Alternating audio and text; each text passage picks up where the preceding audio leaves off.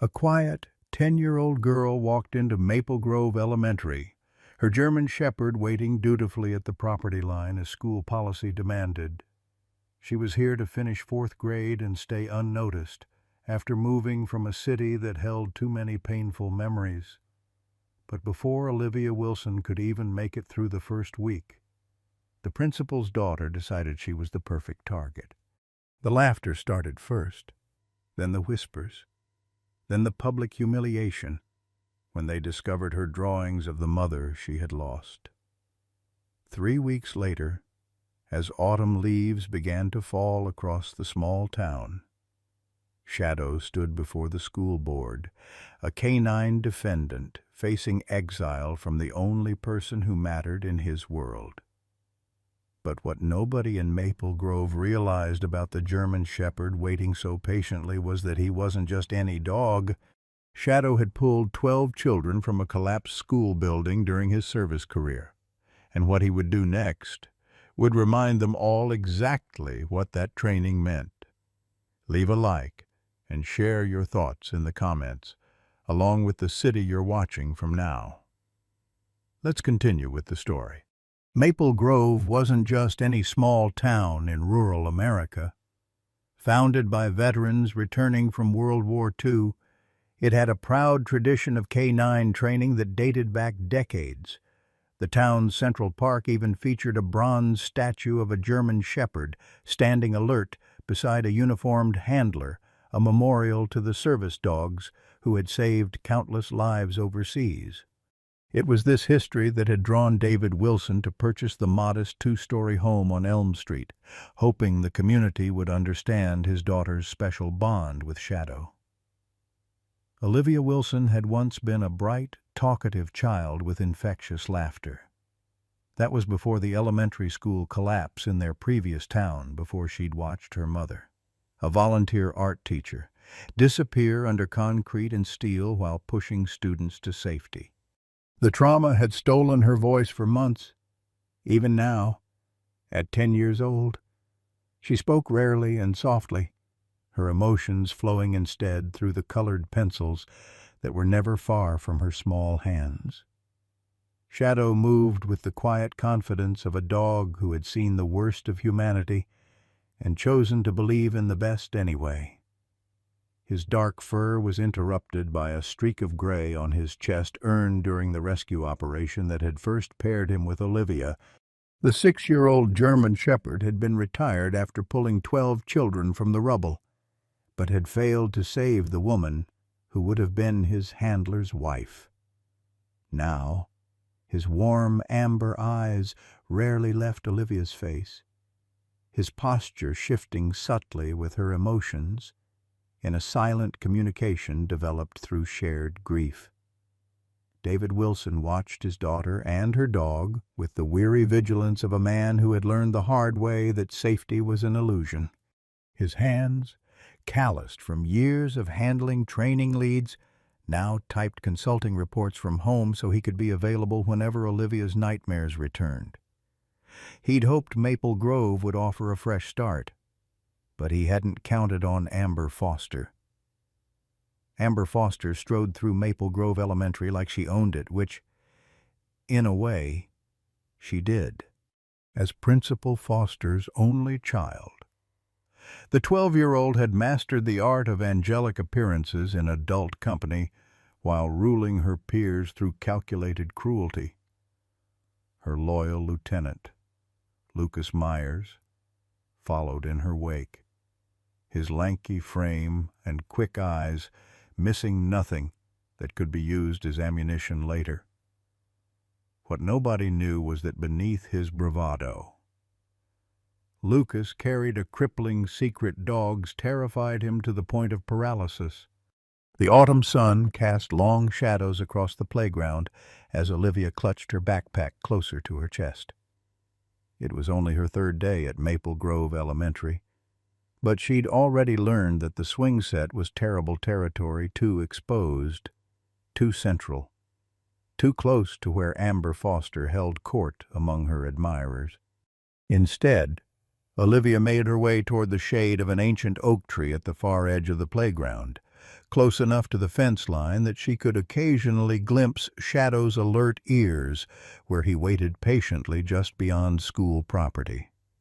"Hey, new girl," called a voice that had already become familiar for all the wrong reasons. "What's in the secret book?" Olivia hunched her shoulders, quickening her pace, but Amber was faster. The taller girl slid into her path with practiced ease, flicking her blonde ponytail over one shoulder. "I asked you a question," Amber said, her smile friendly enough to fool any teacher glancing their way. "Don't they teach manners wherever you came from?" "It's just drawings," Olivia mumbled, eyes fixed on her worn sneakers. Lucas appeared then, materializing at Amber's side like a shadow himself. "Let's see," he said, reaching for the sketchbook with nimble fingers. He was quick. Olivia's grip broke before she could tighten it. The sketchbook fell open to her most recent drawing, Shadow standing protectively beside a woman with kind eyes and a bright smile, the mother she would never see again, except in her art and memories. "Is this your mommy?" Amber asked with exaggerated sweetness, her finger jabbing at the page. "And your precious doggie, do you think your dog is your guardian angel or something stupid like that?" The laughter that followed burned in Olivia's ears. She reached for the book, but Lucas held it higher. "Guys, she talks to her dog," he announced, loud enough for nearby children to hear. "Like, has actual conversations. I heard her yesterday at the fence." "That's weird," Amber declared, her verdict immediately echoed by the gathering crowd. "Maybe she thinks her dog can talk back." "Do you think your dog is a person, crazy girl?" Olivia's fingers curled into fists at her sides. The familiar pressure built behind her eyes, but she refused to cry. Not here. Not in front of them. "Give it back," she whispered. Lucas pretended not to hear, flipping through pages where Olivia had sketched Shadow in various poses alert, sleeping, watching the horizon. Then he stopped at a detailed drawing of the school collapse, rendered with the terrible precision of someone who couldn't forget a single detail. "What's this supposed to be?" he asked, his voice faltering slightly as he recognized the tragedy. Amber snatched the book for a better look. "Oh, I know. You're that girl. The one whose mom died in that school that fell down." Her voice dropped to a theatrical whisper. "My mom told me about you." The circle of children went silent, some backing away as if death might be contagious. Olivia's breath came faster now, the edges of her vision darkening in the familiar way that preceded her panic attacks. Across the playground, a low, steady growl emanated from beyond the fence. "Can your dog even come to school?" Lucas asked suddenly, his expression shifting as he glanced nervously toward the fence where Shadow's dark form was now fully visible.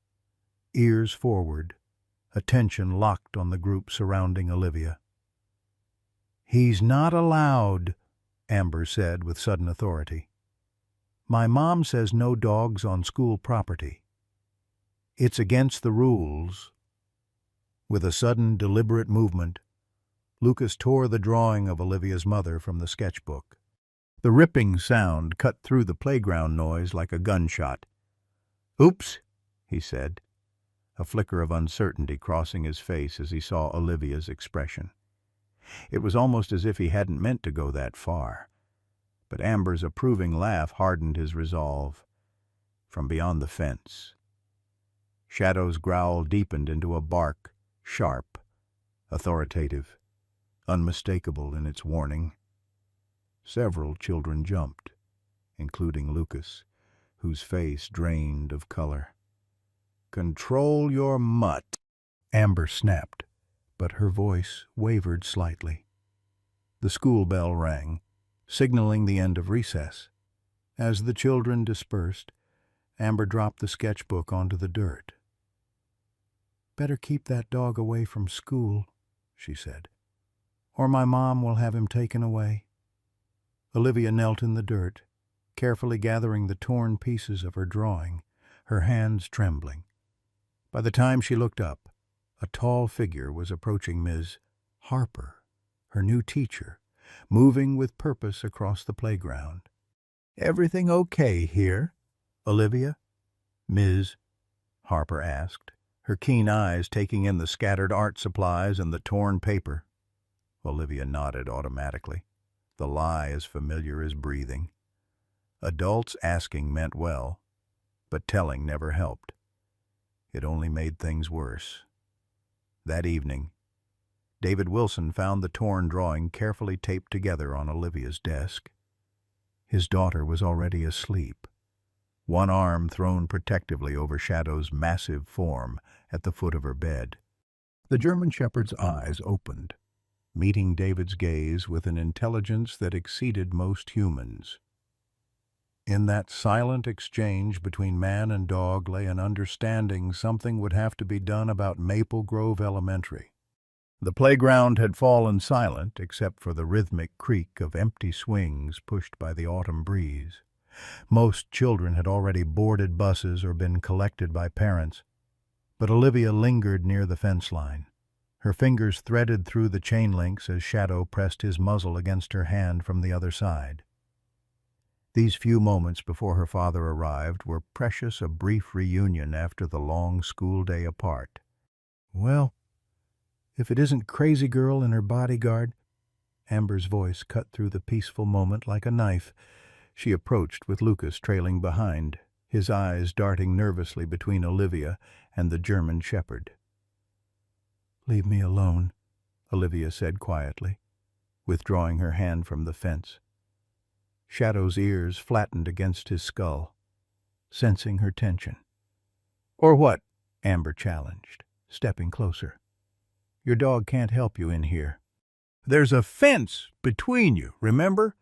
Lucas hung back, his usual swagger diminished by Shadow's fixed stare. "Come on, Amber. Let's go. My mom's waiting." "In a minute," Amber replied, her attention fixed on Olivia. "I haven't finished my conversation with Dog Whisperer here." She took another step forward, deliberate, invading Olivia's space. "My mom says your dad is trying to get special permission for that mutt to come to school. That's not happening." Shadow's growl rumbled low and steady, a warning vibration that seemed to travel through the ground itself. Olivia shook her head slightly, the signal for him to stand down, but her own heart was racing. "He's not a mutt," Olivia whispered, her voice stronger than usual. "His name is Shadow." "I don't care if his name is Lassie," Amber scoffed. "He's not special, and neither are you." The push came without warning, a sharp shove against Olivia's shoulders that sent her stumbling backward. She didn't fall, but the deliberate aggression was like striking a match near gasoline. Before anyone could react, Shadow launched himself at the fence with a force that made the metal sing. His powerful body straining against the barrier as a bark exploded from his throat, not the familiar warning, but the commanding sound he'd been trained to use in emergencies. Lucas let out a strangled yelp, backpedaling so fast he tripped over his own feet and landed hard on the asphalt. "Get it away!" "Sus!" he screamed, his face contorted with genuine terror as he scrambled backward on all fours. Shadow hadn't breached the fence, but the violence of his reaction was enough. The dog's military training had transformed him in an instant from gentle companion to formidable guardian.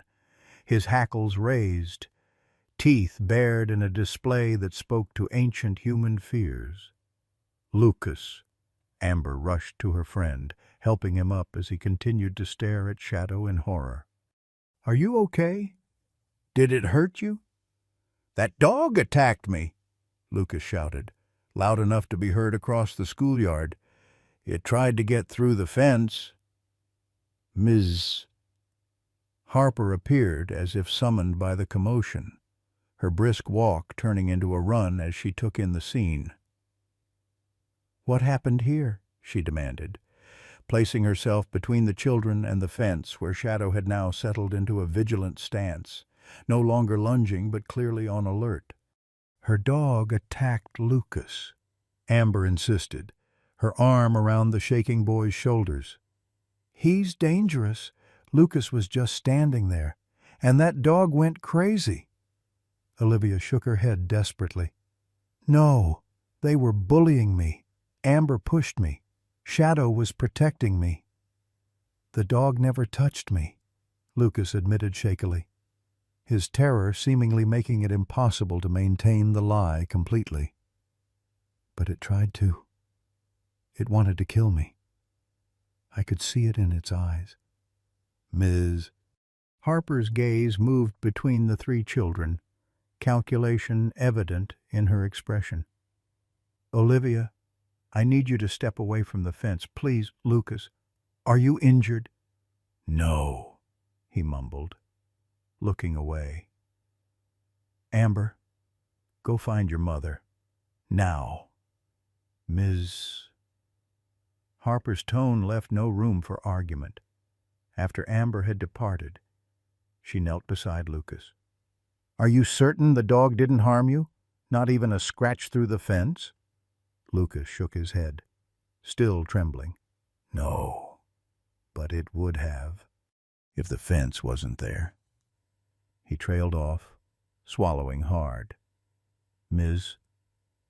Harper turned to Olivia. "I need to know exactly what happened." Before Olivia could respond, Principal Foster arrived with Amber in tow, her heels clicking authoritatively against the asphalt. "What is this about a dog attack on school grounds?" she demanded, her sharp gaze immediately fixing on Shadow, who remained alert behind the fence. "Mom, that dog tried to attack Lucas," Amber insisted, clinging to her mother's arm. "It's dangerous." David Wilson's truck pulled into the parking lot at that moment, his arrival perfectly timed. He approached quickly, taking in the tense tableau with the experienced eye of someone who had assessed volatile situations before. "What's happening?" he asked, placing a steady hand on Olivia's shoulder. "Mr. Wilson," Principal Foster began, her voice clipped, "your daughter's dog has become a serious safety concern. It apparently attempted to attack a student today." "That's not true," Olivia protested, tears finally spilling over. "They were bullying me. Amber pushed me. Shadow was protecting me." David's expression tightened. "Is my daughter saying she was physically assaulted on school grounds?" Principal Foster's eyes narrowed. "There are conflicting accounts of what happened.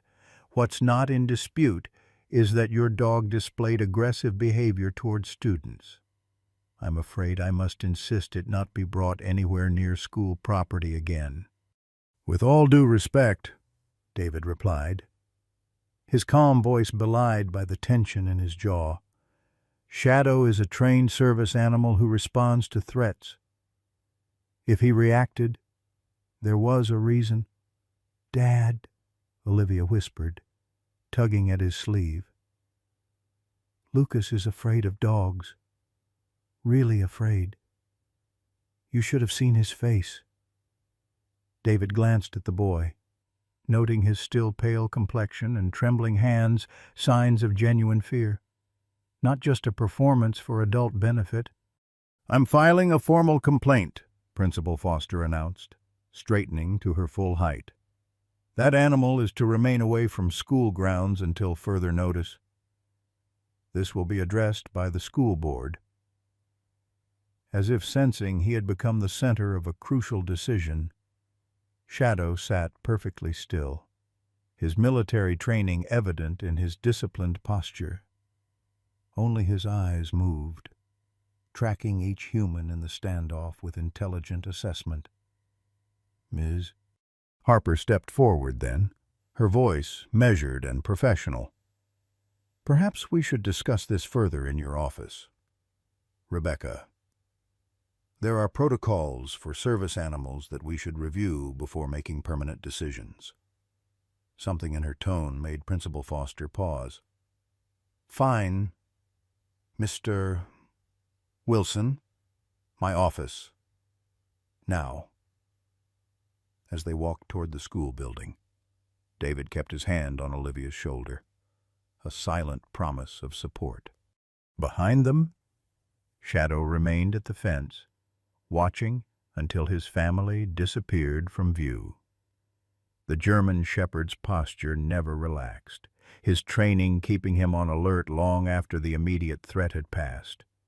The afternoon sun slanted through the blinds in Principal Foster's office, casting tiger-striped shadows across the polished desk where a folder labeled Wilson Olivia lay open. David sat with one arm protectively around his daughter's shoulders, his posture relaxed, but his eyes alert the stance of a man accustomed to high-stakes negotiations. Mr.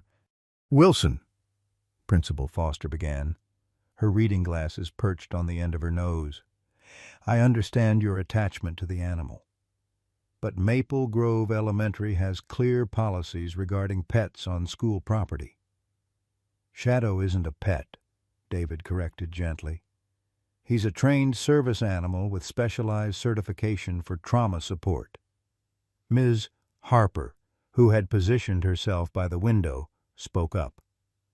Rebecca, there are federal protections for service animals that supersede school policy.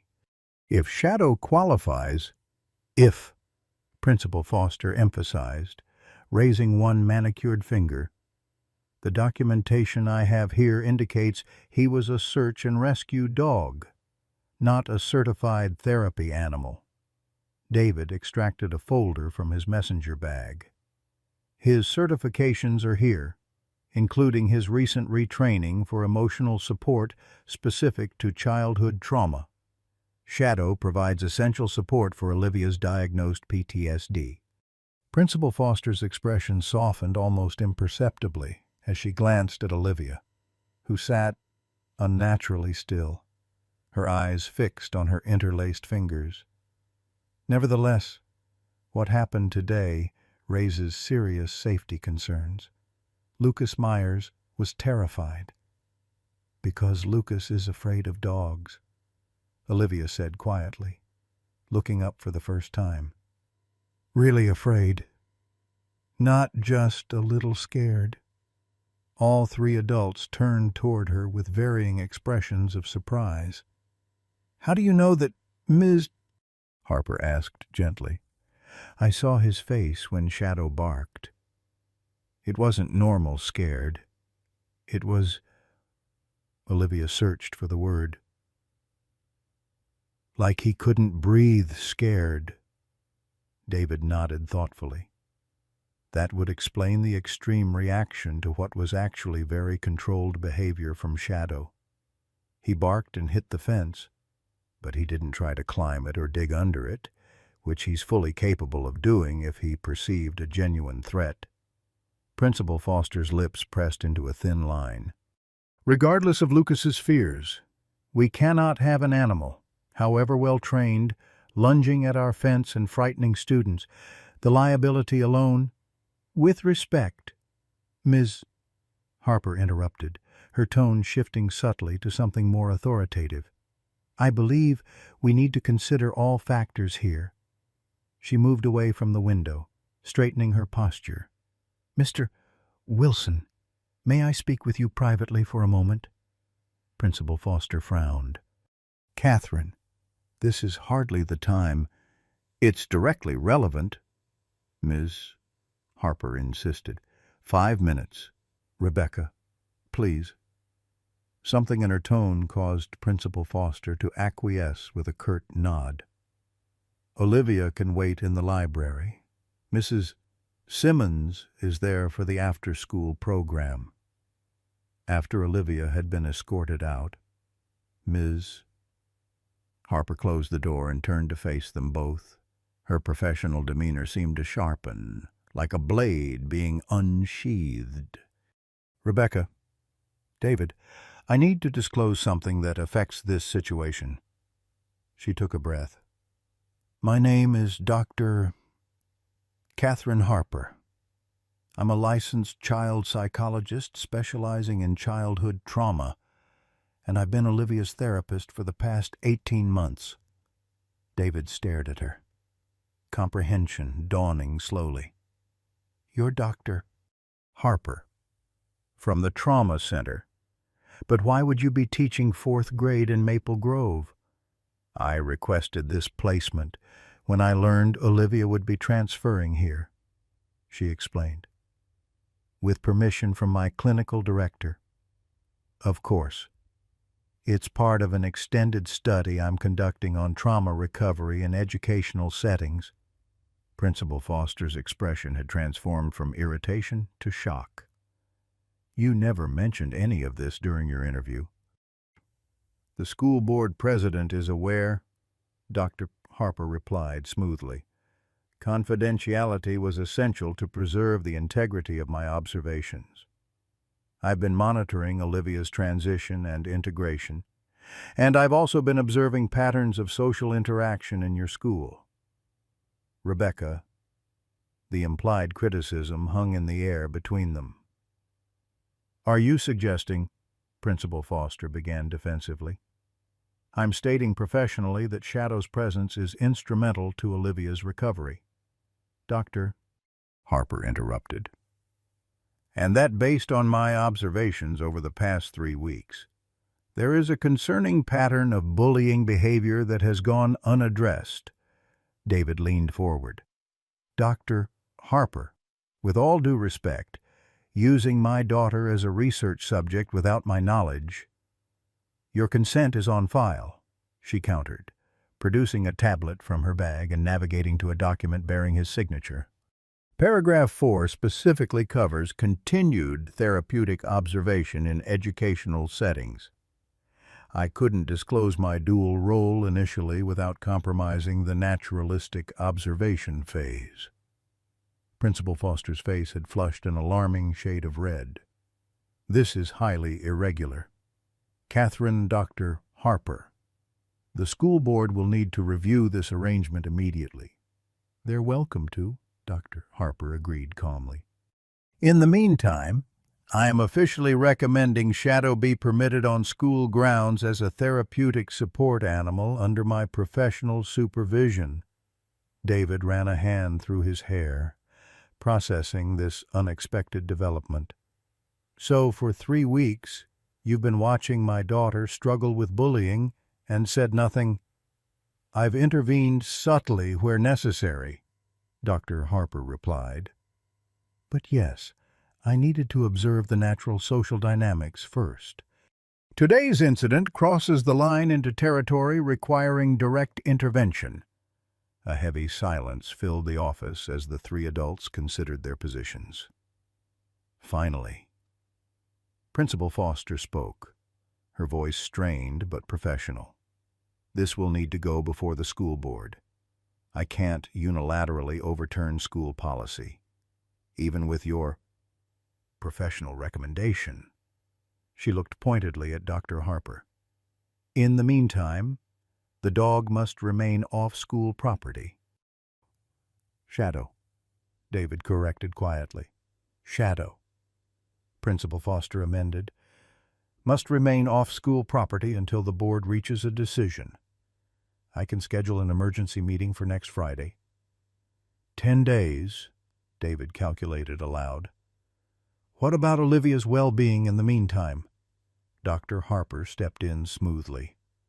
"I'll arrange additional support during school hours. And perhaps we can find a compromise for Shadow to remain close by without technically being on school grounds." Principal Foster hesitated, then nodded reluctantly. "The school property line ends 6 feet beyond the fence. If Shadow remains beyond that point, I cannot object." As they left the office, David pulled Dr. Harper aside in the empty hallway. "You should have told me who you were from the beginning." "I know," she acknowledged, genuine regret in her expression. "But my research shows that knowledge of ongoing therapeutic observation changes behavior patterns in both children and caregivers. I needed authentic data." "My daughter isn't data," David said firmly. "No," Dr. Harper agreed. "She's a remarkably resilient child who's been through hell and is finding her way back. And Shadow is a critical part of that journey." The 10 days leading up to the school board meeting stretched like an eternity. David arranged his work schedule to bring Shadow to the designated spot beyond the school fence each morning and afternoon, a compromise that satisfied the letter if not the spirit of Principal Foster's prohibition. For Olivia, the separation remained painful, her eyes constantly drifting toward the window where she could occasionally glimpse Shadow's patient silhouette.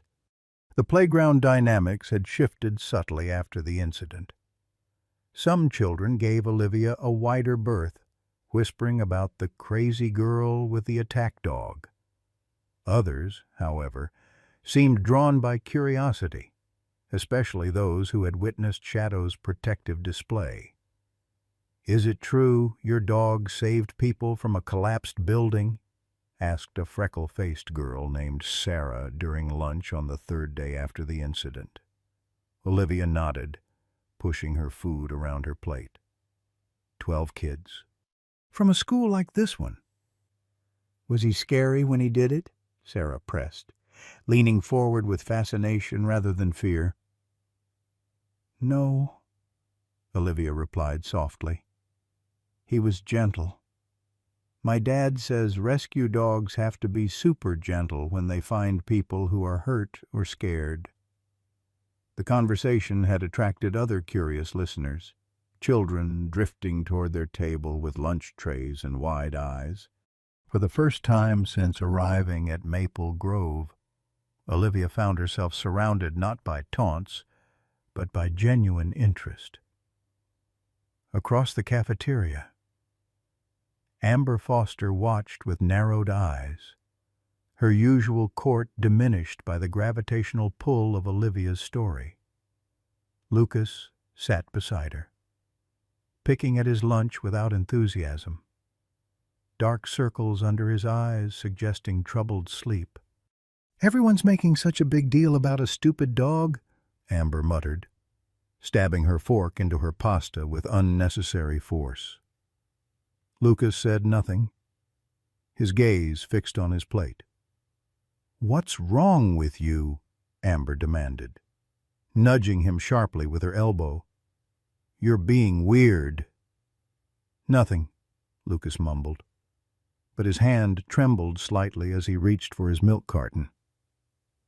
"You've been acting strange ever since that dog freaked out," Amber observed, her voice lowering.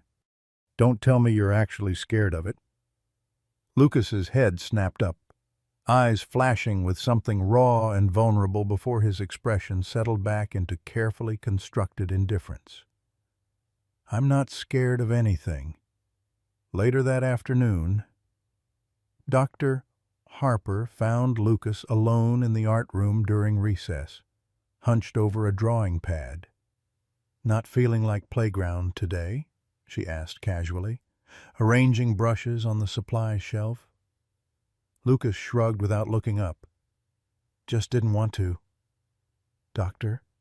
Harper moved closer, glancing at his drawing dark swirls of black and brown, slashing lines creating a chaotic impression of teeth and claws. She sat down across from him, her movements deliberate and unhurried. "That's powerful," she commented. "Lots of emotion there." Lucas didn't respond, adding another harsh line to the turbulent image. "You know," Dr. Harper continued conversationally, "it's perfectly normal to be afraid of things that have hurt us in the past." His pencil stilled. I'm not afraid.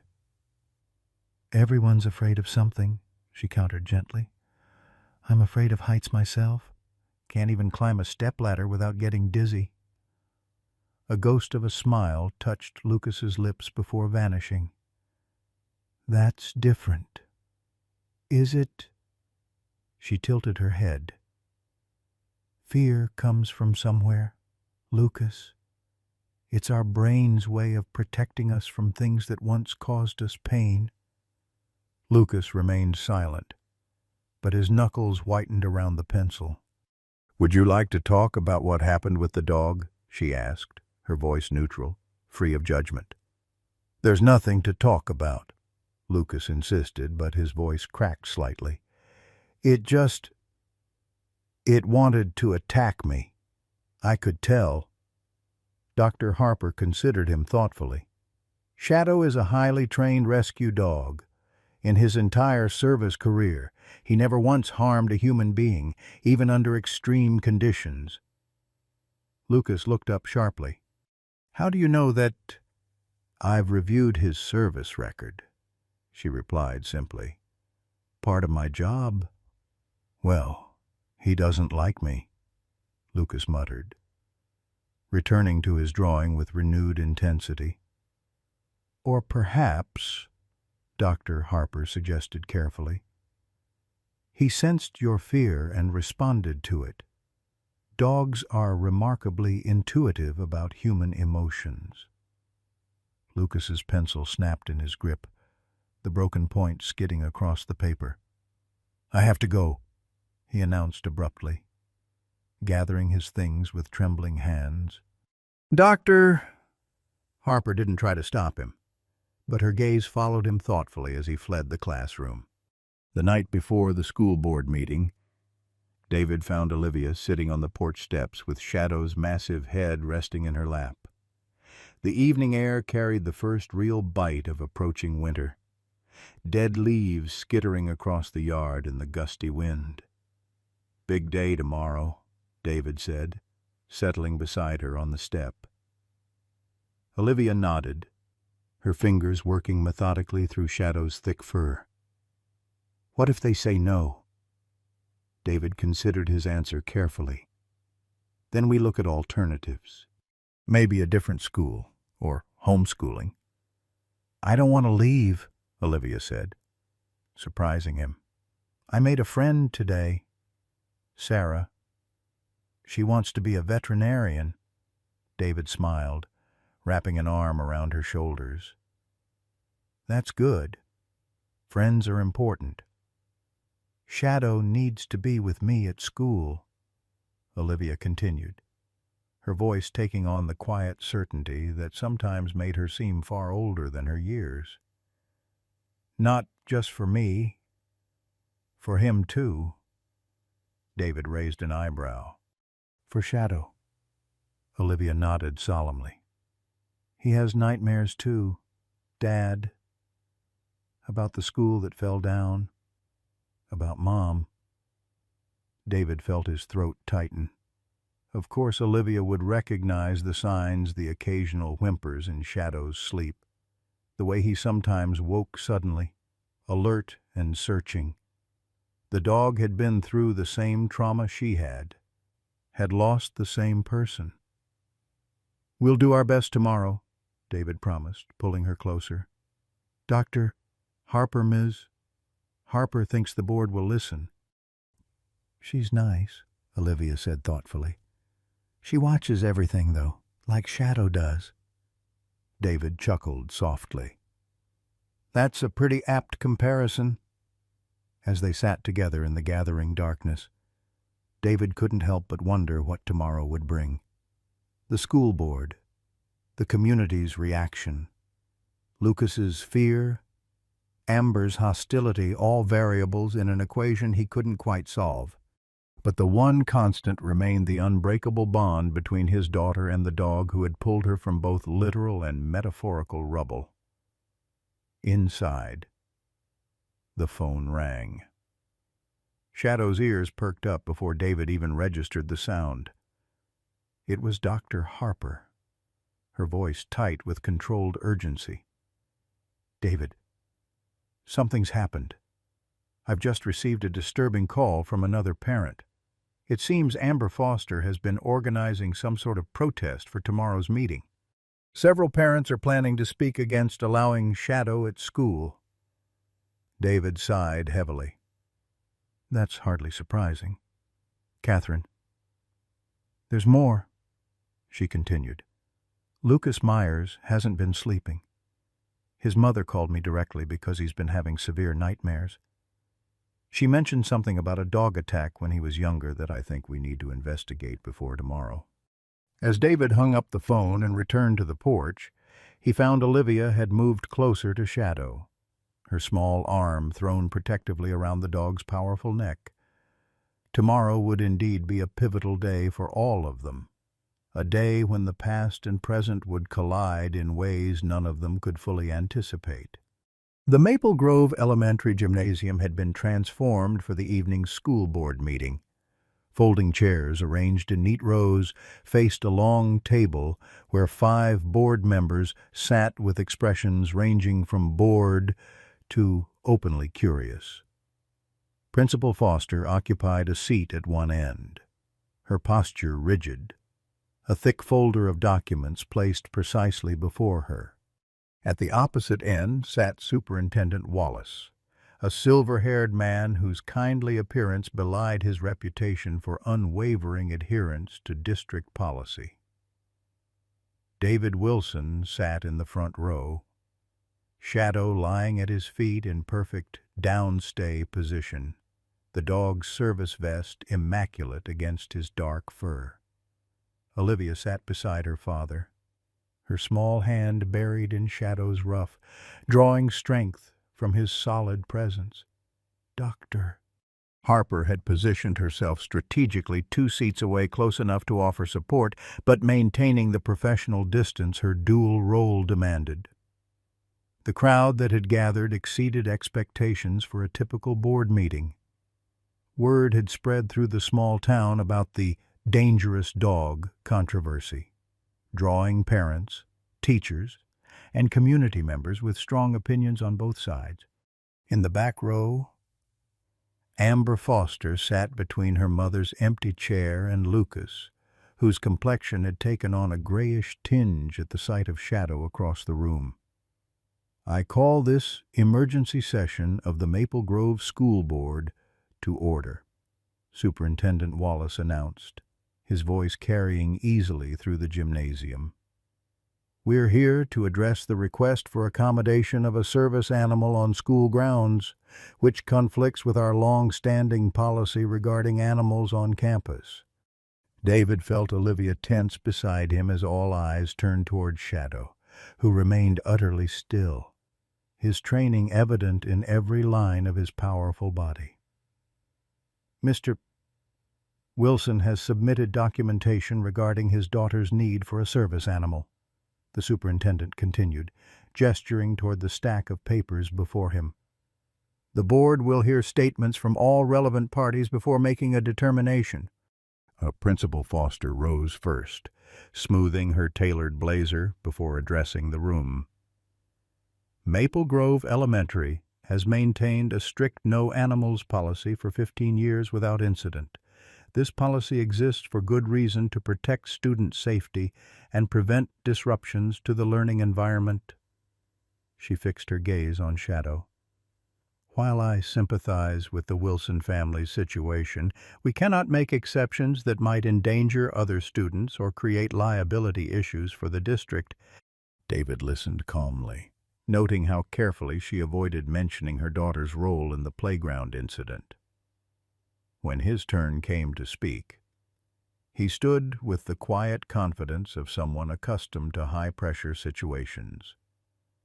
My daughter Olivia suffers from post-traumatic stress disorder following the collapse of her previous school building, an event that claimed her mother's life, he began, his steady voice belying the emotion such words always stirred.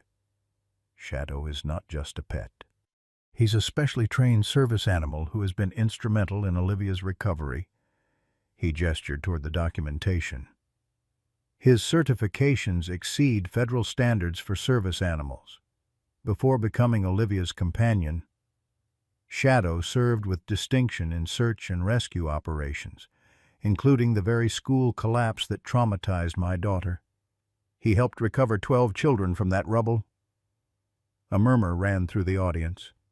David continued, Shadow does not present a danger to students, like all properly trained service animals. He responds protectively only when his handler is threatened. The incident on the playground occurred after another student physically pushed my daughter, an act of bullying that Shadow responded to appropriately by providing a warning without attempting to breach the fence or cause harm. Several parents exchanged glances, clearly hearing this detail for the first time. Dr. Harper rose next, her professional demeanor commanding immediate attention. Board members, my name is Dr. Catherine Harper. I'm a licensed child psychologist specializing in childhood trauma, currently serving as Olivia's therapist while conducting research on trauma recovery in educational settings. Another ripple of surprise moved through the audience. Principal Foster's expression tightened almost imperceptibly. In my professional assessment, separation from Shadow during school hours is actively detrimental to Olivia's recovery process. Service animals like Shadow provide consistent emotional regulation support that cannot be replicated by human intervention alone. His presence significantly reduces anxiety, prevents panic attacks, and enables Olivia to function in a classroom environment. Dr. Harper paused, meeting each board member's gaze in turn. Additionally, I've observed concerning patterns of bullying behavior at Maple Grove that have targeted Olivia specifically because of her trauma history. Shadow's presence would mitigate this vulnerability. The gymnasium fell silent as the implications of her statement sank in.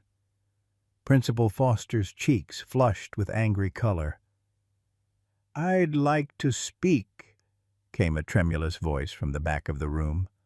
All heads turned as Lucas Myers rose from his seat, his thin frame visibly shaking. His mother, seated beside him, looked startled by his initiative. "Lucas," Principal Foster began cautiously. "You don't have to." "I want to," the boy insisted, his voice strengthening slightly. He made his way to the front, carefully keeping his distance from Shadow, whose ears had perked up with interest. Standing before the board, Lucas looked smaller than his 12 years, his hands thrust deep in his pockets to hide their trembling. "That dog Shadow, he scared me real bad on the playground," he admitted, staring at his shoes. "I thought he was going to attack me." Murmurs of concern rippled through the parents in attendance. David felt Olivia's hand tighten on his arm. "But," Lucas continued, visibly struggling, "I wasn't just standing there like Amber said." He swallowed hard. We were being mean to Olivia. Amber pushed her, and I laughed. The dog was just protecting her."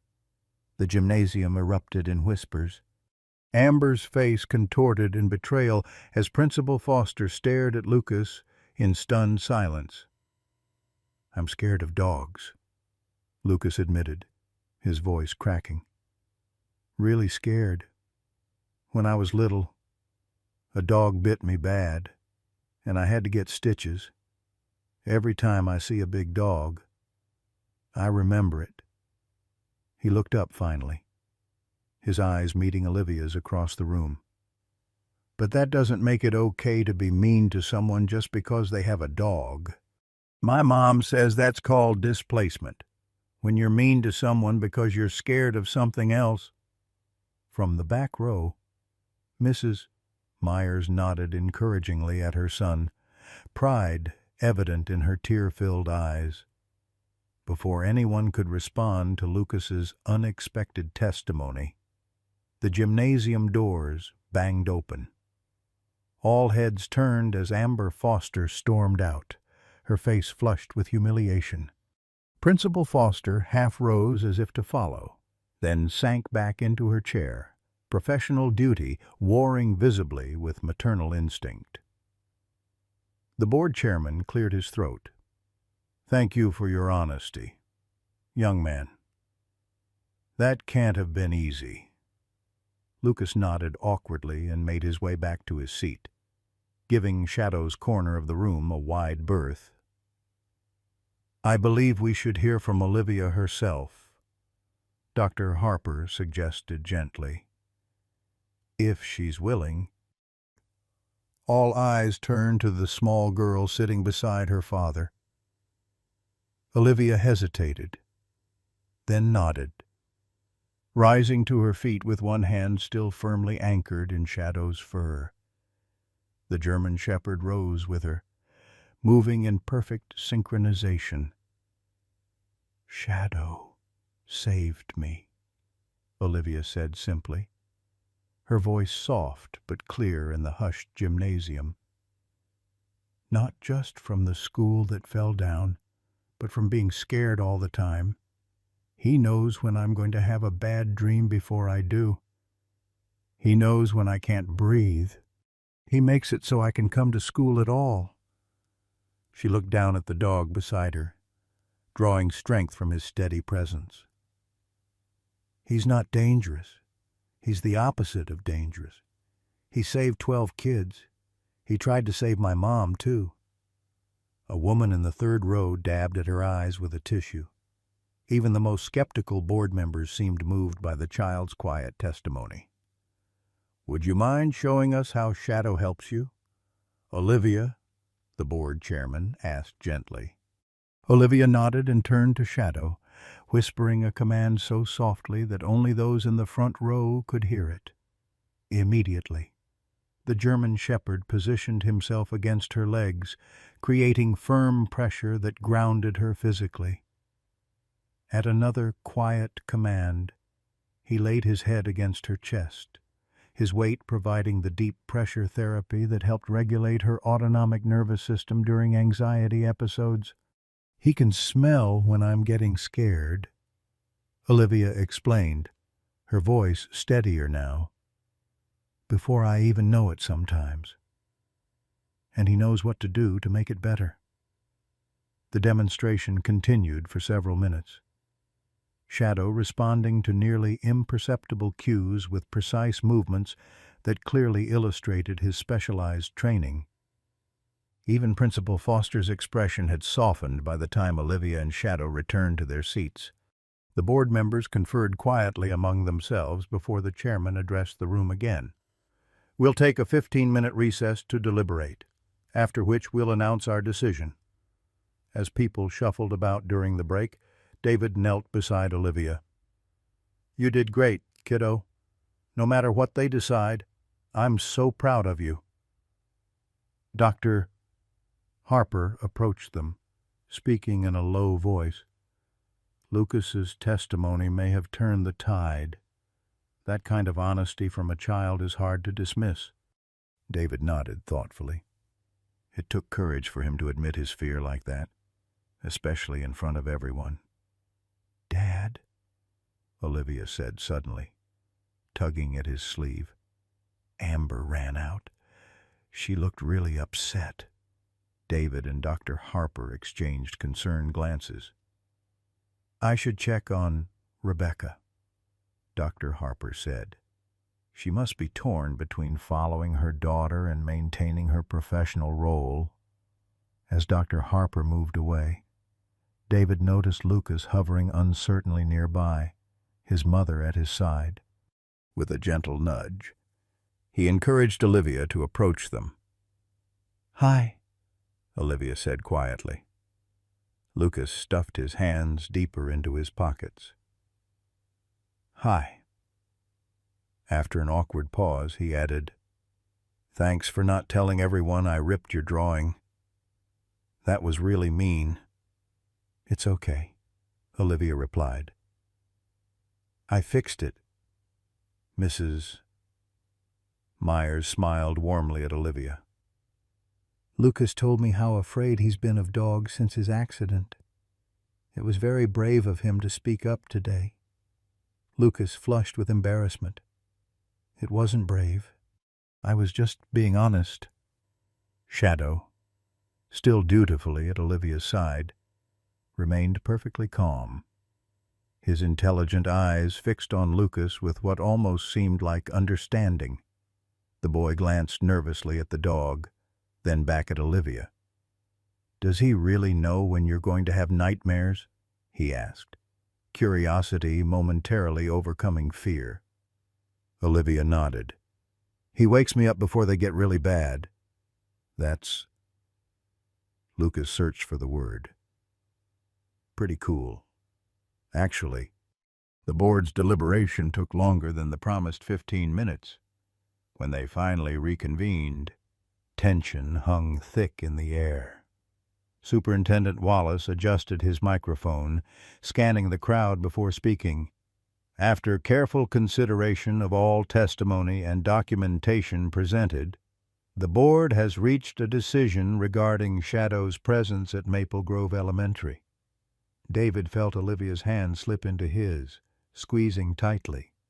"We recognize the legitimate therapeutic benefit Shadow provides to Olivia Wilson, as documented by qualified medical professionals.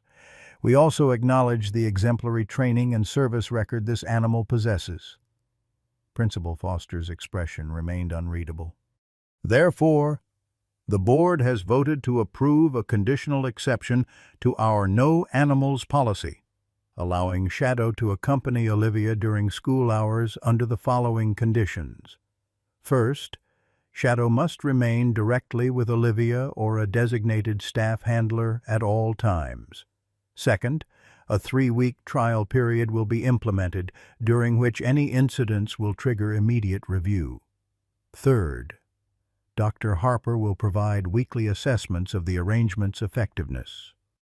Relief washed over David's face as Olivia threw her arms around Shadow's neck. Around them, reactions were mixed, some parents nodding approval, others exchanging concerned glances. Lucas's mother gave her son's shoulder a supportive squeeze as he exhaled shakily.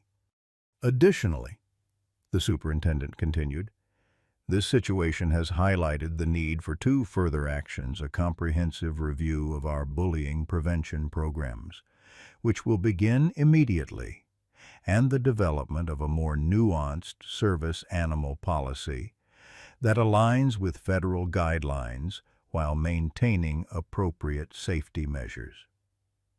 As the meeting adjourned, people gathered in small clusters, discussing the unexpected outcome. Dr. Harper approached David with a satisfied smile. "A good result. The conditional approval is actually better than an unconditional one. It establishes precedent for future cases."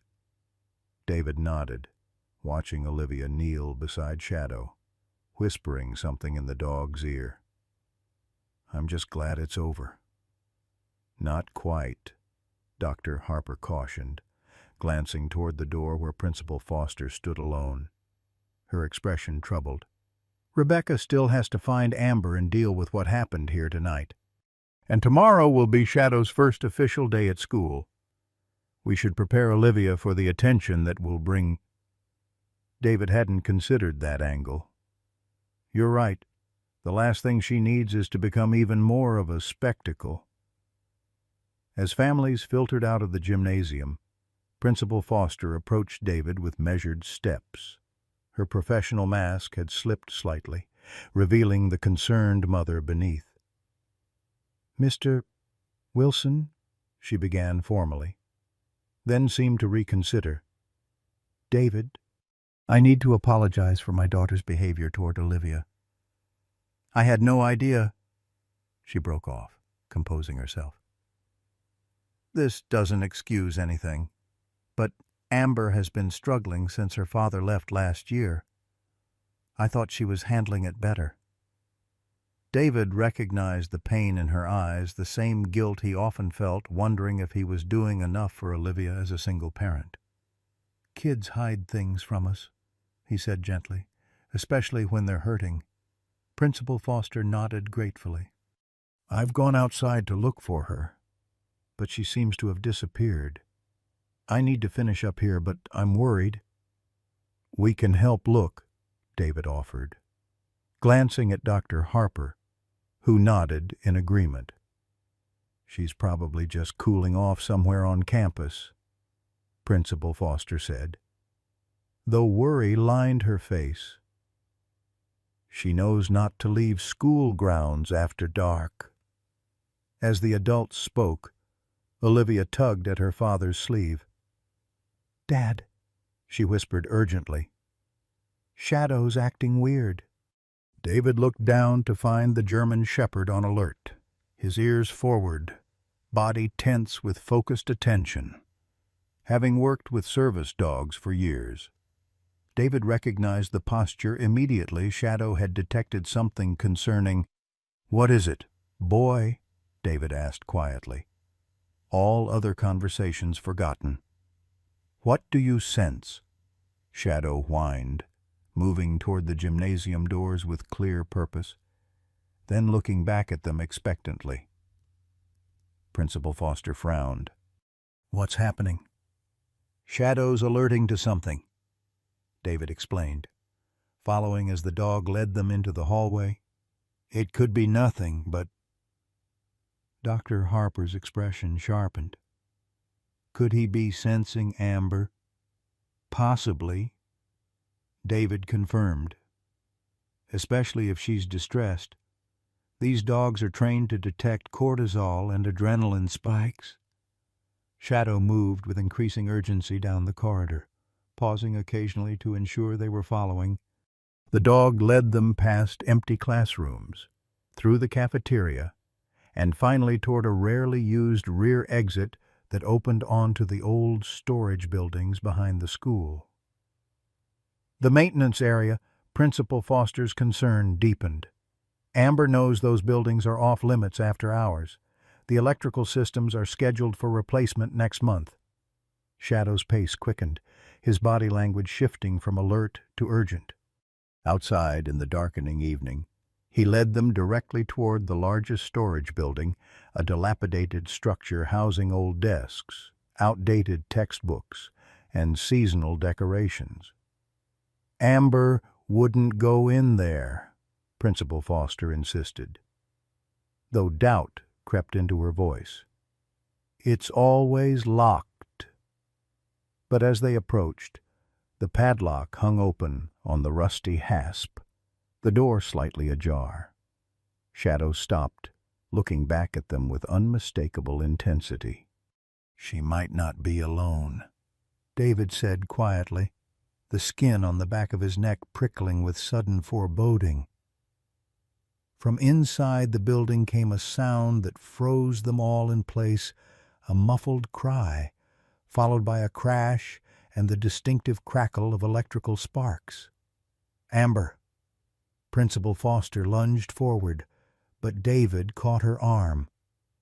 "Wait," he cautioned. "Shadow, check." The German Shepherd responded instantly to the command, slipping through the partially open door with practiced efficiency. Seconds later, his sharp bark conveyed the message his training had taught him to deliver in only one circumstance: humans in danger.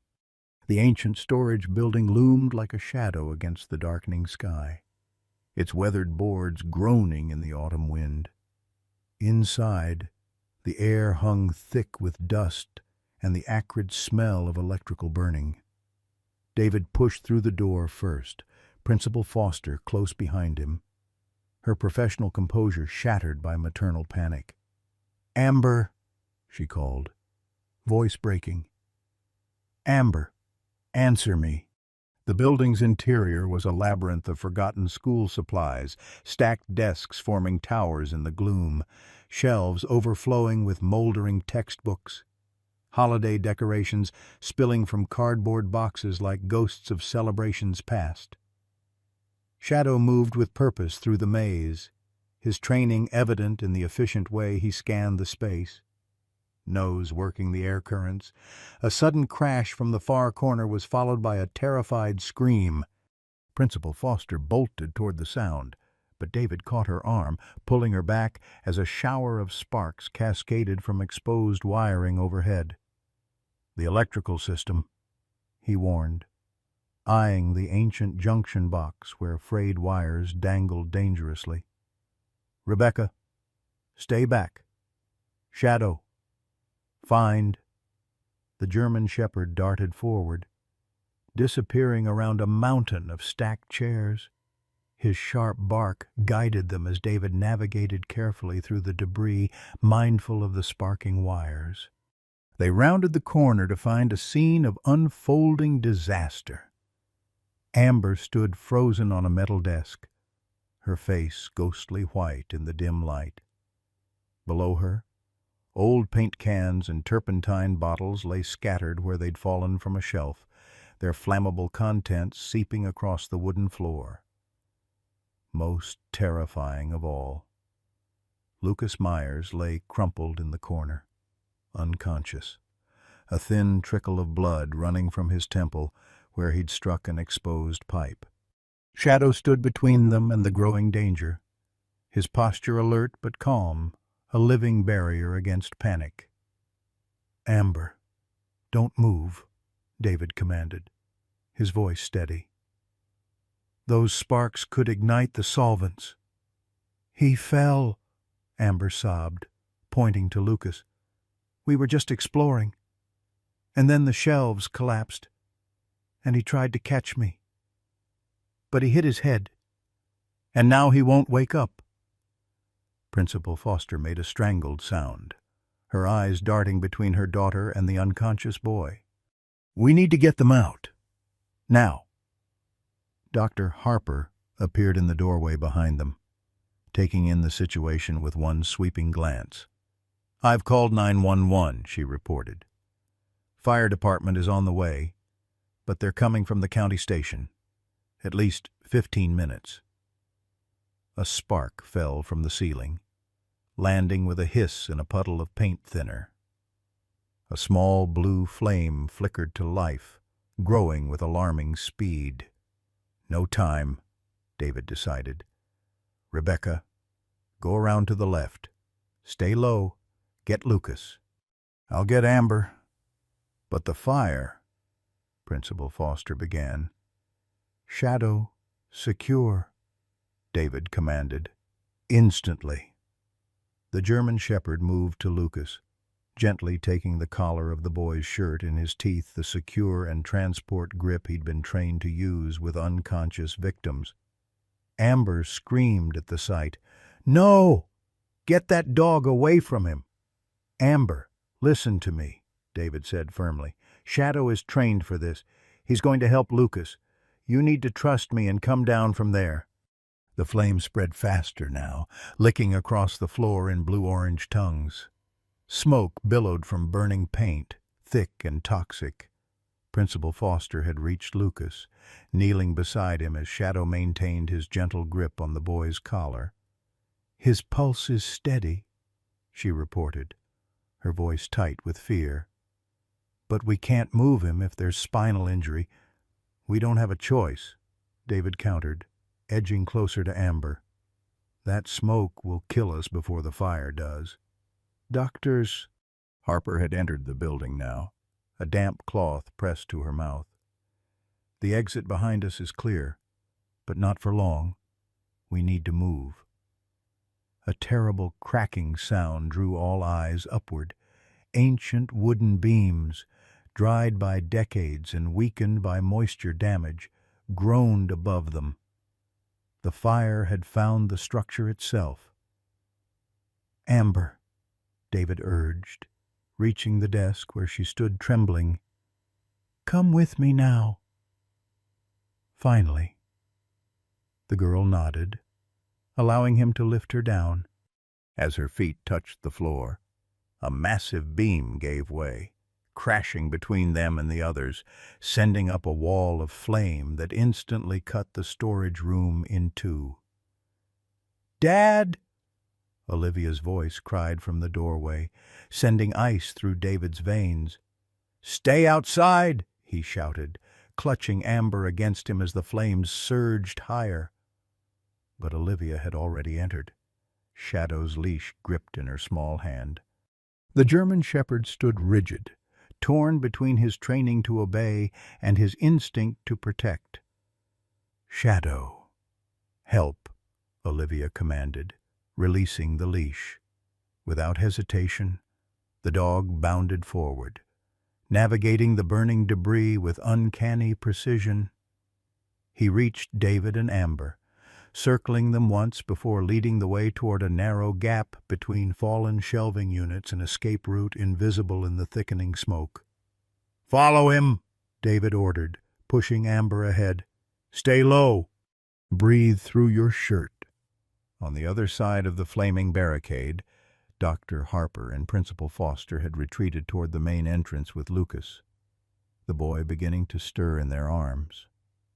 Shadow led David and Amber on a winding path through the burning maze, his powerful body forcing aside obstacles, his training keeping him focused despite the chaos.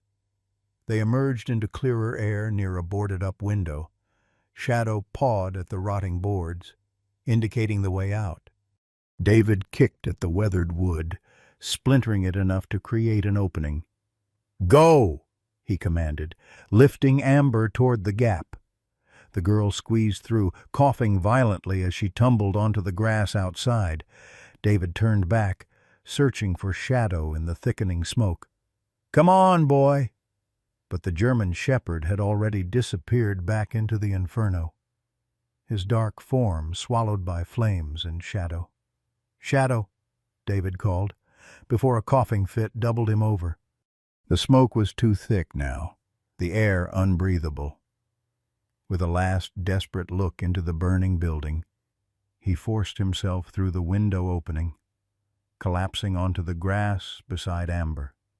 Outside, chaos reigned. Parents from the meeting had gathered, holding back terrified children. Dr. Harper and Principal Foster had emerged with Lucas. The boy, now conscious but confused. A distant siren wailed, promising help that would arrive too late. "Where's Olivia?" David demanded, struggling to his feet. "Where's my daughter? Doctor—" Harper pointed toward the main entrance, where firefighters were now arriving, unfurling hoses with practiced efficiency. "She was right behind us, but then she turned back. She said Shadow needed her." Horror washed over David like ice water. "She went back in Olivia." He lunged toward the building, only to be restrained by two parents. "You can't go in there," one shouted. "The roof is about to collapse." As if summoned by those words, a terrible groaning filled the air. The ancient structure seemed to sigh, timber crying out as supports failed. The assembled crowd gasped as the roof began to cave inward, flames shooting upward into the night sky. "Olivia!" David screamed, fighting against the hands that held him back. In that moment of pure despair, a shadow moved at the far side of the building, low to the ground, pushing through underbrush beside the foundation. A dark form emerged, trailing smoke. Shadow limped into view, his fur singed, his powerful body trembling with exhaustion, and clutched firmly but gently in his jaws. Her shirt gripped in the same rescue hold he'd used with Lucas. Was Olivia unconscious? Soot-stained, but alive? "Oh, my God!" Dr. Harper breathed, rushing forward with David as Shadow gently laid Olivia on the grass, his duty fulfilled. David fell to his knees beside his daughter, fingers searching desperately for a pulse. "She's breathing," he choked out, gathering her limp form against his chest. "She's breathing." Shadow collapsed beside them, his sides heaving with painful effort, eyes never leaving Olivia's face. Paramedics swarmed around them, oxygen masks and stretchers appearing as if by magic. As they lifted Olivia onto a backboard, her eyelids fluttered, a weak cough shaking her small frame. "Shadow," she whispered, reaching blindly. "Where's Shadow?" The German shepherd struggled to his feet at the sound of her voice, pushing past the paramedics to touch his nose to her hand. One of the emergency workers tried to move him away, but David intervened. "Let him stay with her," he insisted. "He's the reason she's alive." As they loaded Olivia into the ambulance, David turned to find Shadow stumbling, his powerful legs finally giving way. The dog's breathing had become shallow and labored, his magnificent coat scorched and matted. With a low whine, Shadow laid his head on his paws, exhaustion and smoke inhalation claiming their toll. "We need another transport," David shouted, kneeling beside his faithful companion. "The dog needs emergency care." But even as veterinary technicians from the crowd rushed forward, Shadow's eyes remained fixed on the ambulance where Olivia had disappeared, his sole focus still on the child he had sworn to protect, even as darkness closed in around him. Time seemed to stretch and compress in the antiseptic hallways of Maple County Hospital. David paced the waiting room, the smell of smoke still clinging to his clothes, his eyes fixed on the double doors where doctors had disappeared with Olivia nearly 2 hours ago. Each time they swung open, he froze, hope and dread warring within him. Each time. It was someone else's news, someone else's relief or grief. "Doctor." Harper sat nearby, her professional calm belied by the nervous rhythm her fingers tapped against her knee. "She's going to be all right." "David," she said. Not for the first time. Olivia's breathing was stable in the ambulance. Smoke inhalation can be serious, but children are remarkably resilient. David nodded mechanically, his thoughts divided between his daughter and Shadow. The German shepherd had been rushed to Riverdale Veterinary Emergency Clinic, the closest facility equipped for critical care. The last update from the veterinarian had been guardedly optimistic. Shadow was receiving oxygen and treatment for burns, but the next 24 hours would be critical. "Mr. Wilson," a tired-looking doctor in blue scrubs emerged through the double doors. "Your daughter is stabilized. We've treated her for moderate smoke inhalation and minor burns on her hands and forearms. She's asking for you and for her dog." Relief buckled David's knees, forcing him to grasp the nearest chair for support. "Can I see her?" "Of course. She'll need to stay overnight for observation, but barring complications, you should be able to take her home tomorrow." The doctor hesitated. "She's quite distressed about the dog." "Is there any news you can share with her?" "Shadow's in treatment at Riverdale," David replied. He's fighting." The doctor nodded sympathetically. "I understand. I'll have one of our child life specialists available if she needs additional support processing everything that's happened."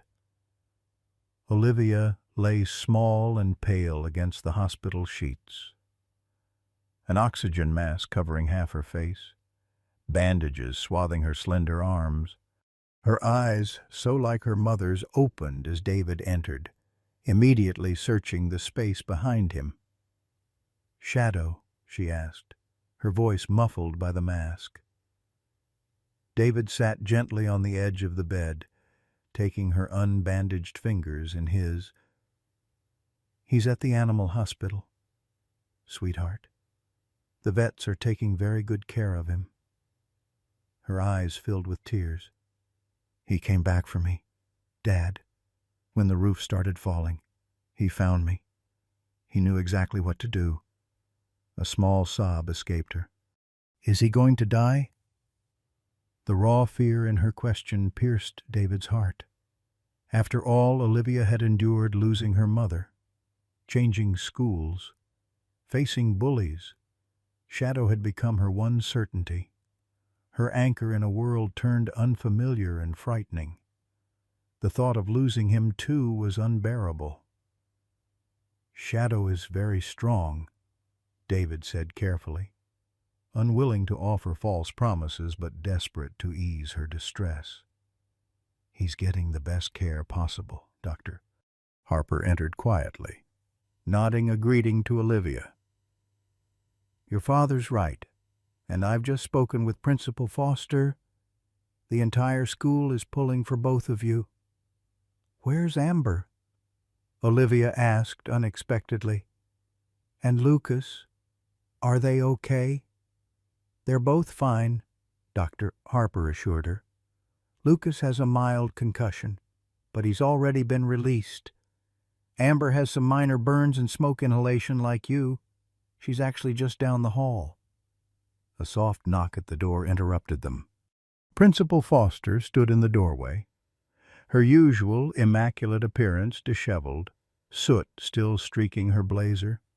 Her eyes were red-rimmed from crying or smoke, perhaps both. "May I come in?" she asked hesitantly.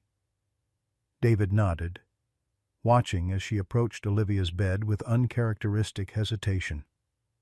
"Olivia," Principal Foster began, her professional facade crumbling under the weight of genuine emotion, "I don't even know how to begin thanking you and Shadow."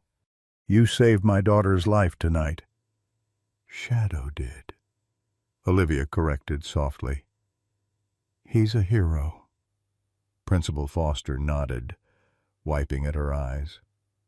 "Yes, he certainly is. And the school board has already called an emergency session for tomorrow. They want to completely revise our service animal policy. Shadow will be welcomed at Maple Grove not just as an exception, but as an honored member of our community when he recovers." She emphasized the last words with determined optimism. "Mrs. Foster." Olivia's voice strengthened slightly. "Can I tell you something?" "Of course, dear." Shadow knew Amber was in trouble before anyone else did. He sensed it somehow. Olivia's eyes took on the distant look that appeared whenever she processed difficult memories. "That's what he's trained for. Finding people who need help."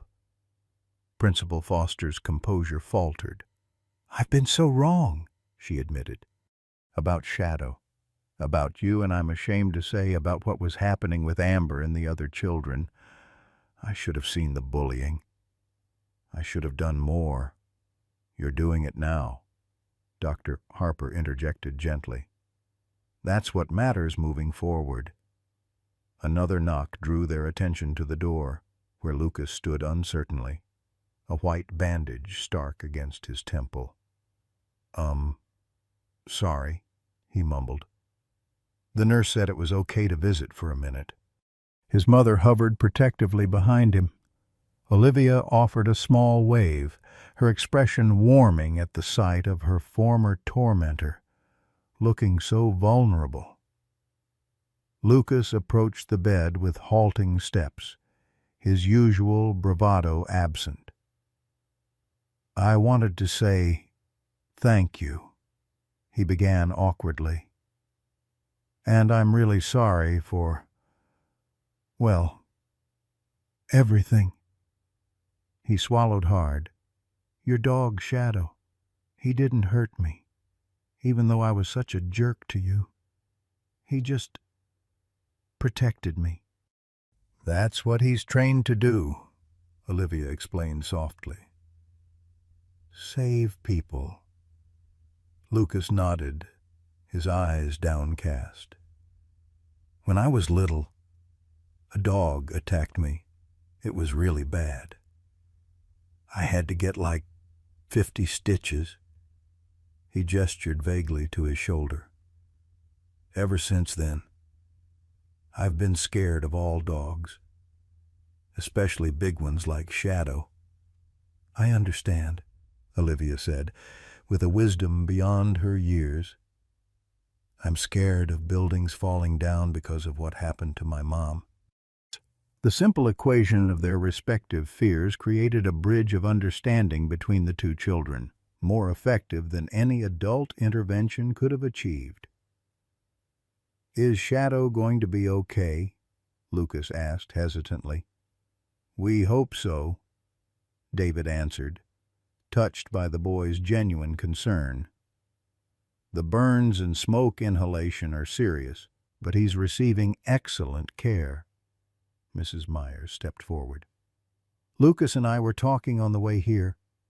We'd like to help with Shadow's veterinary bills." "It's the least we can do." "That's very kind," David began. "But actually," Dr. Harper interrupted, a small smile playing at her lips, "I've just received an interesting update about that." She held up her phone. "It seems our community has been busy. A local business owner started an online fundraiser for Shadow's medical expenses an hour ago. It's already raised over $12,000. David stared at her in disbelief. 12,000?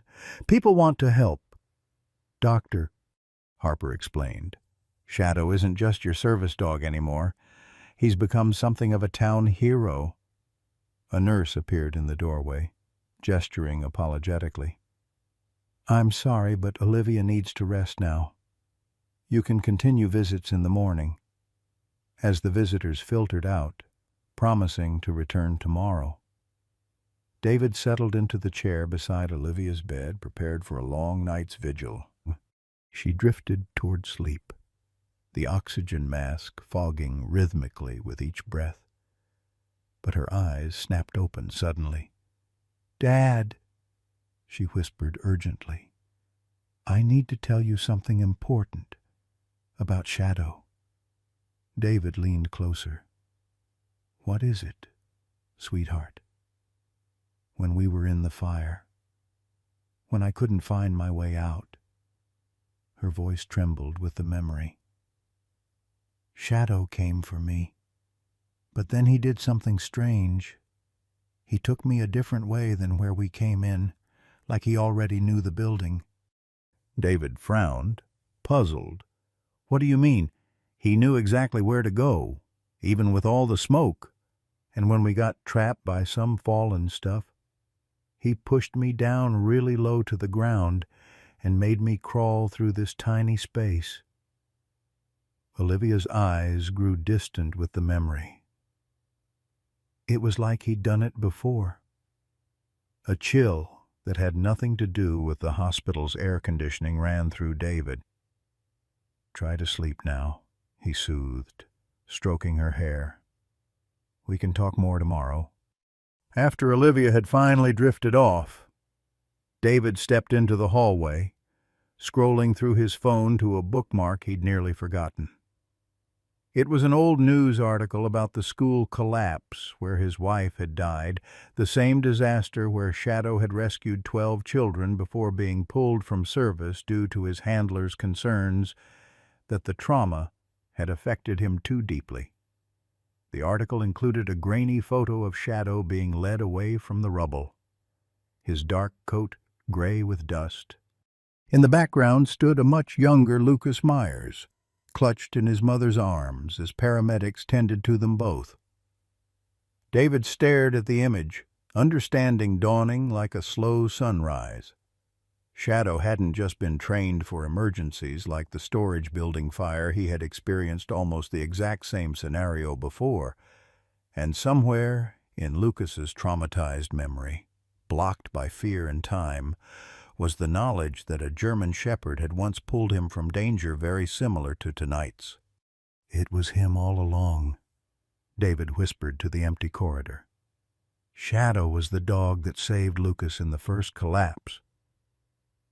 The revelation struck with the force of physical impact. Shadow's reaction to Lucas on the playground hadn't been aggression. It had been recognition. The dog had somehow sensed the connection between past and present. had tried to protect not just Olivia but also the boy he'd rescued years before. As dawn broke over Maple Grove, painting the hospital walls with pale golden light, David Wilson sat beside his sleeping daughter, piecing together fragments of a story far more complex and interconnected than any of them had realized. The past hadn't just followed them to this small town, it had been waiting for them, creating a circle that was now, finally, complete. Autumn gave way to winter in Maple Grove, the season's first snow dusting the town in a gentle blanket of white. 3 months had passed since the storage building fire. 3 months of healing, both physical and emotional, for everyone involved. The community had rallied around the Wilson family in ways David couldn't have imagined when they'd first arrived as strangers in this small town. Riverdale Veterinary Emergency Clinic had become a second home during those first critical weeks.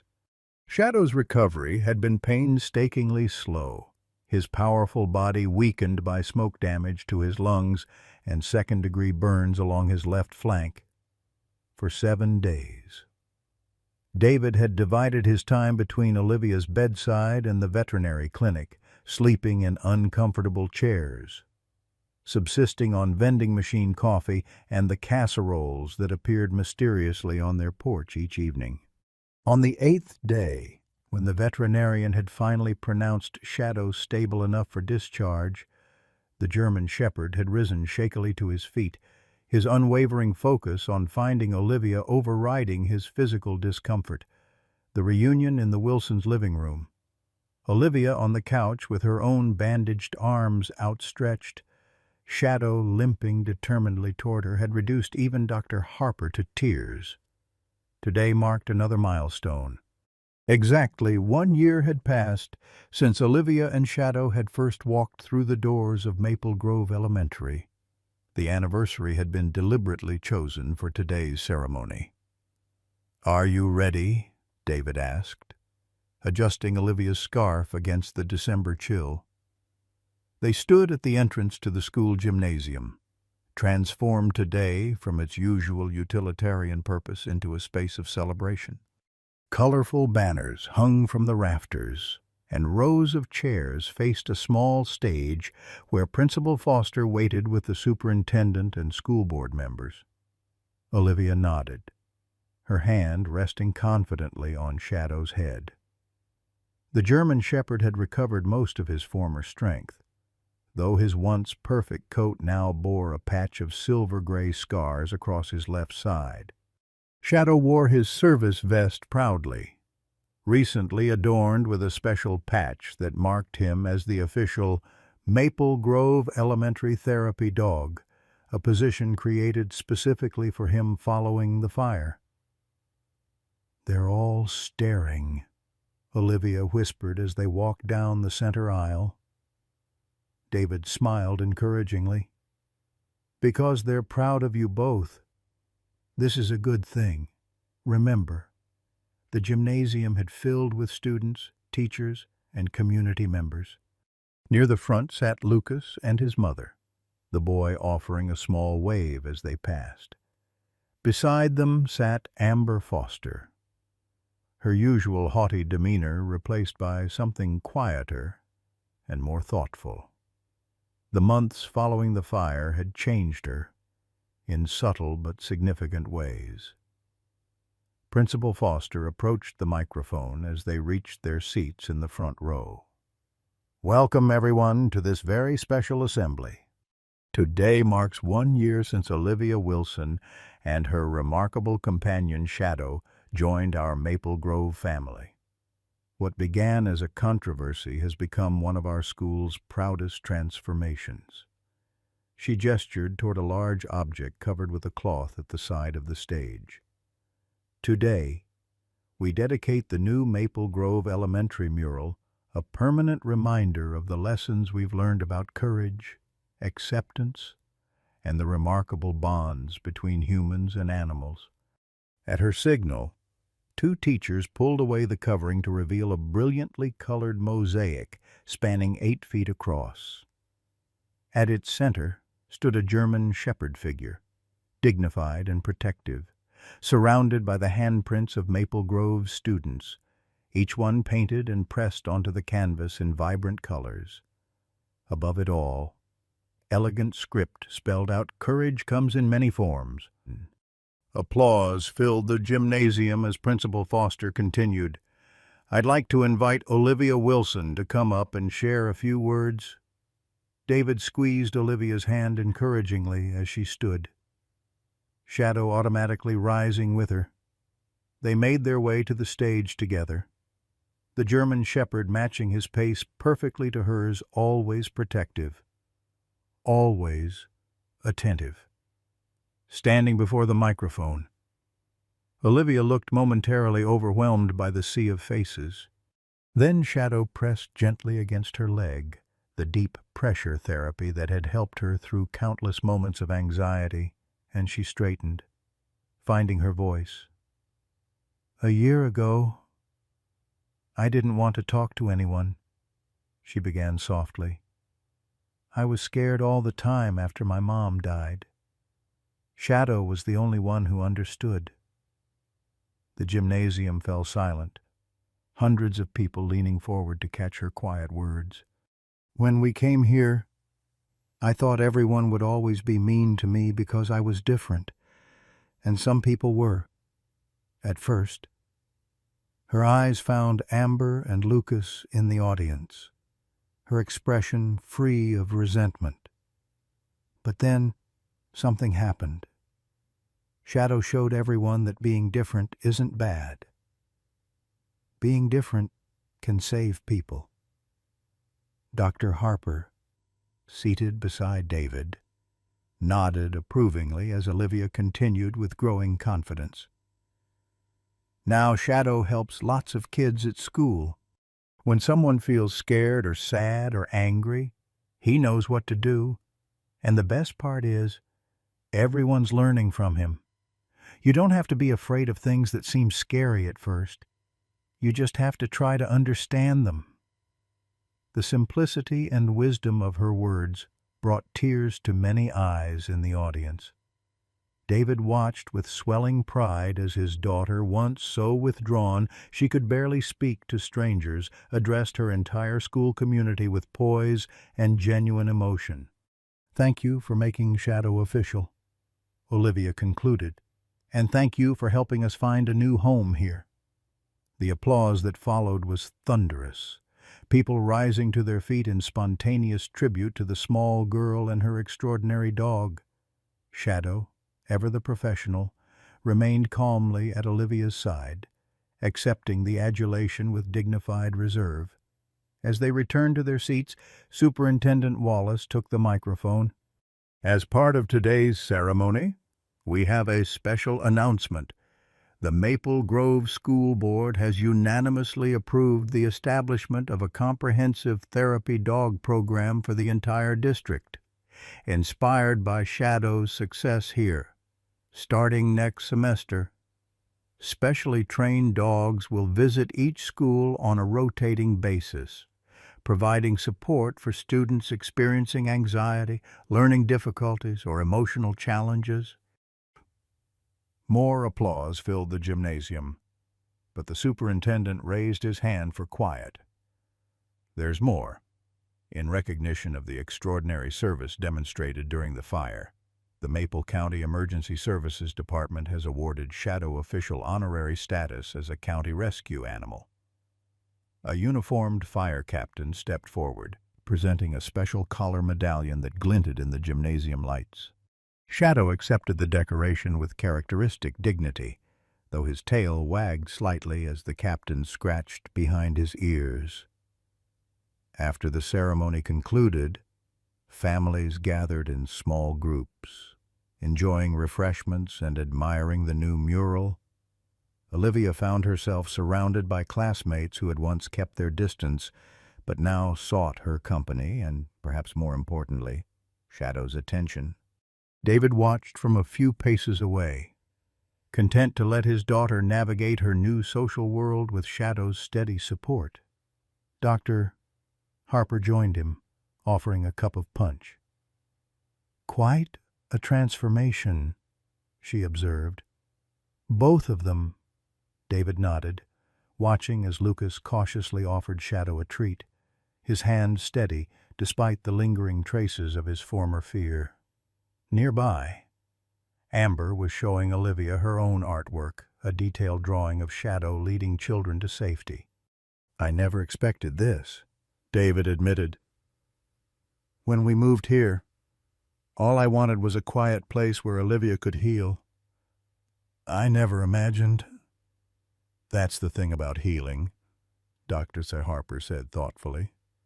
"It rarely happens in isolation. True recovery tends to ripple outward, touching everyone around it." Principal Foster approached, her expression warm.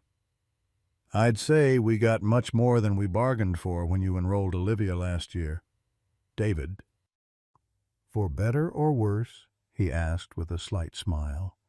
"Definitely for better," she assured him. This school needed the lessons Shadow taught us as much as Olivia needed acceptance. As the winter afternoon light slanted through the gymnasium windows, casting long golden rays across the gathering, David watched his daughter kneel beside Shadow, her small arms encircling the dog's powerful neck in a gesture of pure love and trust.